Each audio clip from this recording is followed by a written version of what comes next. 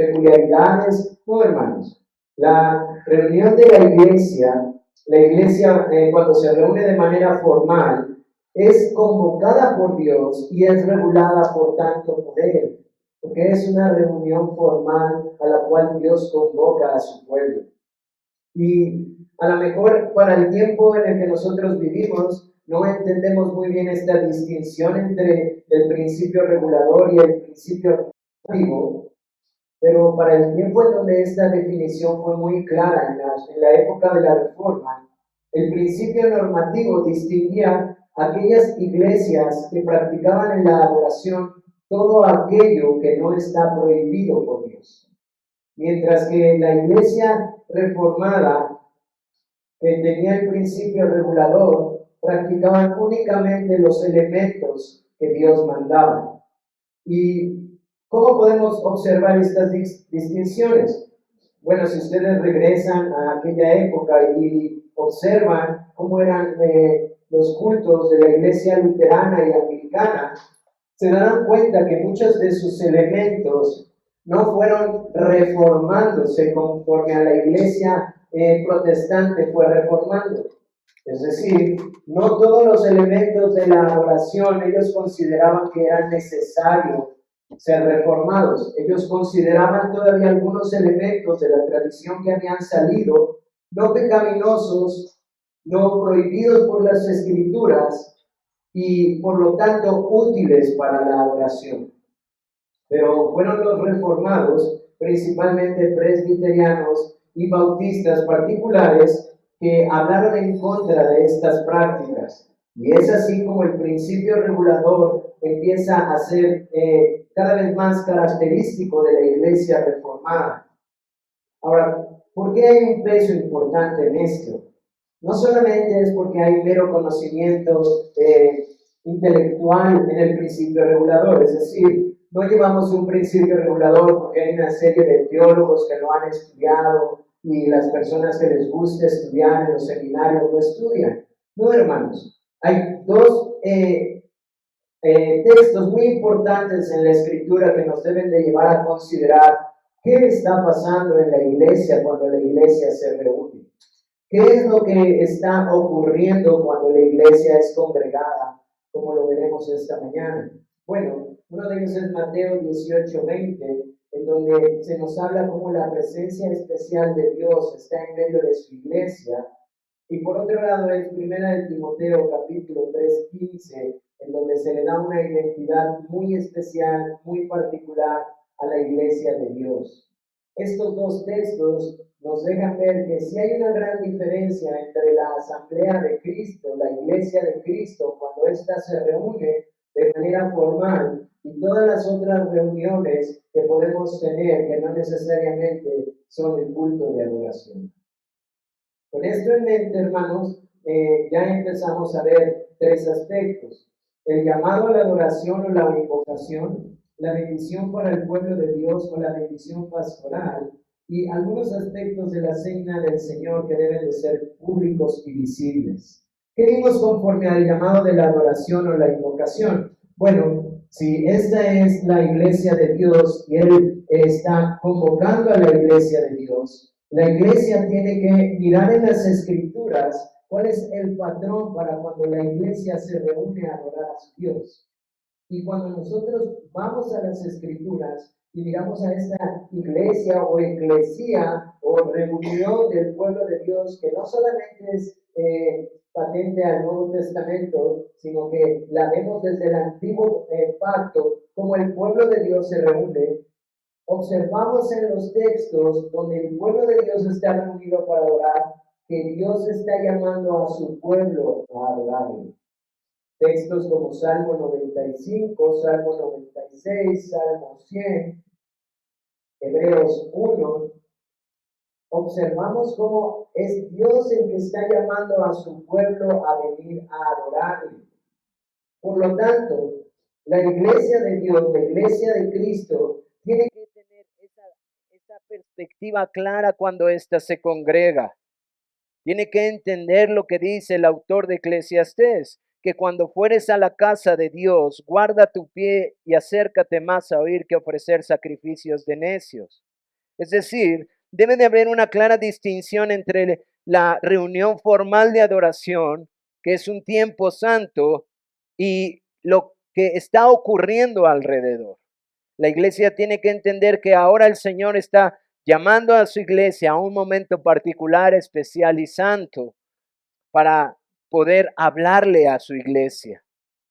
La bendición, por otro lado, es la bendición que Dios da a su pueblo cuando este tiempo especial está terminando, cuando la iglesia se ha reunido para adorarle. Y como lo veremos en el principio que quiero enseñarles, Dios llama a su pueblo para adorarle y Dios despide con su bendición a su pueblo para que su pueblo pueda seguir haciendo su voluntad en sus particulares actividades del día a día. El otro punto que veíamos, hermanos, y que nosotros practicamos, ustedes saben que la cena del Señor en esta iglesia se lleva de manera cerrada, como se acostumbra a decir. ¿Qué quiere decir eso? Que la iglesia tiene cuidado del mandamiento, de la ordenanza, del sacramento de la cena del Señor. Con eso no estamos diciendo que los hermanos que no son miembros no son creyentes. Simplemente por el cuidado del momento de la ordenanza, que es muy santo, estamos teniendo cuidado de quién toma la cena del Señor. Es decir, que personas que no son miembros no pueden tomar la cena del Señor con nosotros, a menos que vengan de una iglesia hermana o de una iglesia en donde su pastor pueda dar referencia con respecto a su caminar, cómo está su vida caminando en el Señor. Y para los que están considerando a ser miembros de esta iglesia y desean tomar la cena del Señor, entonces los animamos a que sean diligentes en ser miembros de la iglesia, para que puedan tener parte en las responsabilidades y en los gloriosos privilegios de las ordenanzas para la membresía de la iglesia. Pero uno de los aspectos que nosotros como iglesia miramos en las escrituras como parte del elemento es que la ordenanza debe de ser pública y visible. Es decir, no debe de llevarse en lo secreto. La cena del Señor es la ordenanza pública del Evangelio que el Señor dio a su iglesia para que por medio de su Santo Espíritu su iglesia pueda ser bendecida. Y por eso, siguiendo el patrón que encontramos en los Evangelios, Mateo, capítulo 26, Marcos 14, Lucas 22, y la práctica apostólica que nosotros podemos aprender en 1 Corintios capítulo 11, hacemos de los elementos visibles lo que estamos haciendo. Es decir, que el partimiento del pan debe de ser visible y que la copa que estamos bebiendo debe de ser visible para todos. Habiendo dicho esto, hermanos, voy a pasar de manera rápida a nuestros dos aspectos que esta mañana quiero hablar con ustedes. Uno, aunque suena muy sofisticado, créanme que no tiene nada de sofisticado. Es algo que la iglesia ya practica, es algo que es común entre nosotros, pero que tenemos que tener más entendimiento para poder hacerlo incluso con más libertad. Porque en esta idea de que la iglesia es bautista reformada y tenemos el principio regulador, una de las cosas que mayormente pasan es que la iglesia se vuelve muy pasiva. Porque la iglesia confunde el principio regulador con pasividad y confunde solemnidad con una especie de seriedad apática a lo que está ocurriendo en el culto, hermanos. Y eso es importante que vayamos quitándolo de nuestra mente. Quiero decirles esto, la adoración es un diálogo de pacto entre Dios y su pueblo, hermano. Y yo espero que con eso ustedes vayan considerando los textos en donde nosotros podemos entender por qué podemos estar en esta reunión santa delante de un santo Dios sin ser consumidos y podemos gozarnos en estar ahí. La adoración es un diálogo entre Dios y su pueblo, un diálogo derivado del pacto. La adoración es un encuentro pactual regulado por la palabra donde Dios inicia, habla y promete, y su pueblo responde en fe, arrepentimiento y alabanza. Decía un autor, en el culto público, Dios desciende a su pueblo por su palabra y espíritu, y el pueblo asciende a Dios en oración y en alabanza. Decía otro autor, que en el culto es comunión pactual mediada por Cristo, donde Dios se comunica y el creyente responde por fe. Así que, hermanos, lo que estoy tratando de decirles es que la adoración es más que mera expectación.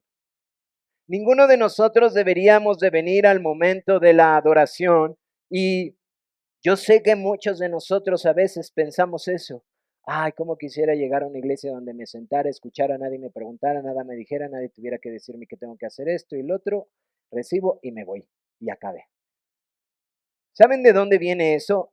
De una práctica muy inadecuada de las iglesias contemporáneas, en donde uno solamente está demandando recibir y cumplió su hora y media, 2 horas y está listo para irse y seguir con sus vidas. La iglesia no es así y el tiempo de adoración no tiene nada que ver con eso, hermano. Quiero darles 3 aspectos que son importantes al analizar este principio dialógico, este principio en donde hay una comunicación entre Dios y su iglesia, en donde la iglesia responde por medio de fe, de alabanzas, de amén, en donde la iglesia está interactuando con Dios que está hablando y bendiciendo y confirmando. La adoración, número 1, la adoración evangélica implica ofrecer sacrificios espirituales a Dios mediante un corazón quebrantado. El canto, la oración y nuestras contribuciones como ofrendas son respuesta de nuestro sacrificio a Dios. También, número 2, también consiste en responder verbalmente a los momentos adecuados de la adoración.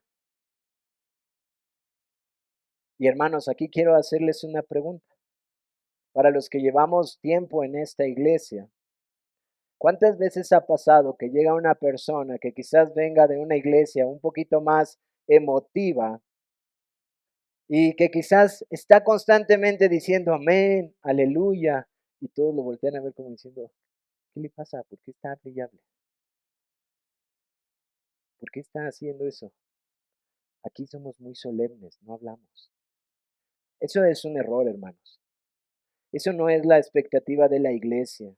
Nosotros debemos de entender que como iglesia somos llamados a responder verbalmente en los momentos adecuados de la adoración. Por ejemplo, cuando la palabra se está leyendo, cuando hay oraciones, cuando hay la bendición del Señor, la iglesia debe de participar activamente con un ferviente amén, amén.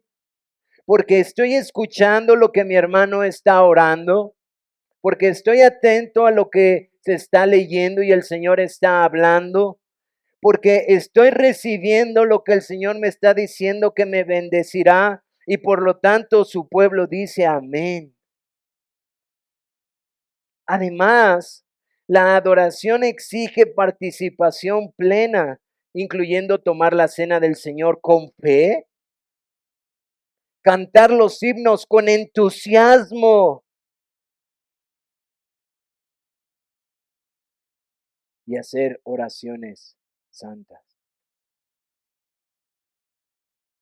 Y este hermano resume diciendo que es muy triste ver cuando las iglesias se han convertido más en lo que precisamente trataron de defender el principio regulador. Principio regulador defendió los elementos que vemos en las escrituras de qué es la adoración. Pero la iglesia de una u otra forma quiere regresar a una especie de adoración muerta sacerdotal que practica el romanismo. De una u otra forma está buscando a llegar, sentarse, ser espectadores, escuchar, oír la bendición, que sea solo un hombre el que se encargue absolutamente de todo, que no se le interrumpa en nada y entonces poderse ir sin ninguna participación activa dentro de su iglesia. ¿Cuáles son los dos textos de los que podemos aprender esto? Bueno, Primera de los Corintios 14 es uno de ellos. Ustedes recordarán este texto en donde hay mucho que se está trabajando por el apóstol en esta iglesia con respecto al orden. Y Primera de los Corintios 14 habla con respecto a los dones de lenguas y de profecía. Y aunque ciertamente nosotros creemos que esos dones han cesado, ese texto tiene una gran enseñanza para la iglesia contemporánea. Dice este hermano, aquí vemos que ciertamente hay un asunto de sumo orden, pero podemos ver el principio en una iglesia donde había una interacción, no solo espectadores.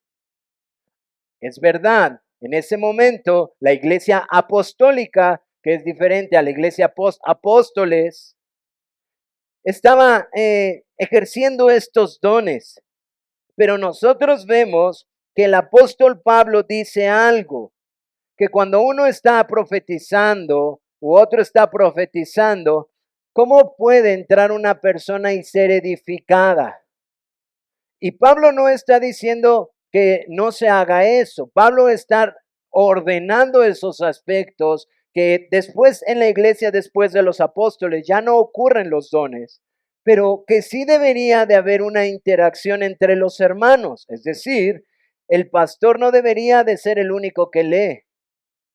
El pastor no debería de ser el único que interactúa con sus demás hermanos. Había una interacción y una respuesta a la palabra. De hecho, es muy peculiar, porque yo no sé si se han percatado. Nosotros vemos este texto y nos acercamos con mucho cuidado por todo lo que está hablando de los dones y todo el desorden que nosotros hemos vivido en nuestra época. Pero hay algo muy interesante. Dice el apóstol Pablo que si todas estas cosas se hubieran llevado con orden, entraría un incrédulo y al ver el orden de la iglesia y la reverencia de la iglesia, ¿ustedes recuerdan qué pasaría? Bueno, hermanos, léanlo, pero dice el apóstol Pablo, se salvaría. Se salvaría.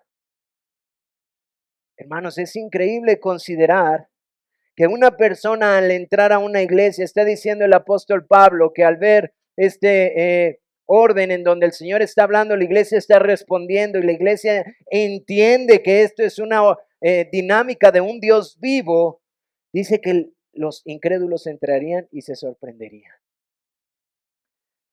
El otro pasaje que encontramos que nos da instrucción al respecto es Hebreos 10. En este pasaje, la adoración evangélica se compara con el llegado al templo del Antiguo Testamento.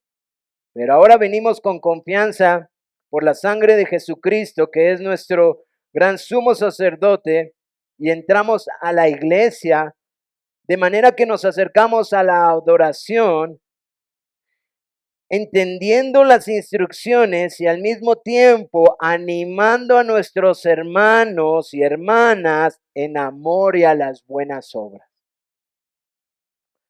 ¿Qué quiere decir, hermanos? Este texto es el texto que dice que nadie que nadie deje de congregarse, sino que nos animemos al amor y a las buenas obras. Y si ustedes leen desde atrás, la adoración de la iglesia está comparándose con la reunión en el templo, etcétera. Pero hay algo muy importante que está diciendo, que el objetivo principal, adorar a Dios, tenía también que ver con el servicio de animarse y exhortarse al amor y a las buenas obras entre los creyentes.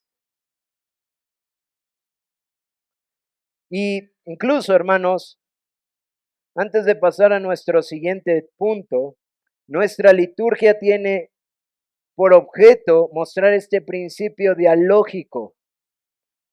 Nosotros comenzamos por el llamado a la adoración en donde Dios habla. Después, la iglesia, tenemos oración y confesión. Y hermanos, cuando yo estoy orando, para a iniciar la adoración y estoy confesando como iglesia nuestros pecados, hermanos, es el tiempo adecuado para que cada uno de ustedes esté considerando también el tiempo que está iniciando, al cual hemos sido llamados, y empecemos a confesarle al Señor nuestros pecados. Y podamos presentarnos sin problema en nuestras conciencias, sin cosas que nos acusen, porque estamos respondiendo al llamado de Dios, pero también respondemos por medio de los cánticos. Después, Dios vuelve a hablar a nosotros por medio de la lectura de su palabra. Y nosotros volvemos a responder por medio de cánticos. Después viene un tiempo de la predicación en donde Dios habla a nosotros y terminamos ese tiempo respondiendo por medio de una oración. Posteriormente pasamos a los sacramentos, la cena, y Dios confirma lo que ha hablado a nuestro corazón, para finalmente Dios bendecir y enviar a su iglesia con su bendición, y entonces la iglesia recibe y responde con un amén. Esta es la interacción de la adoración y esta es la interacción en donde la iglesia responde a lo que Dios habla. Esto es conocido como el principio dialógico, hermanos.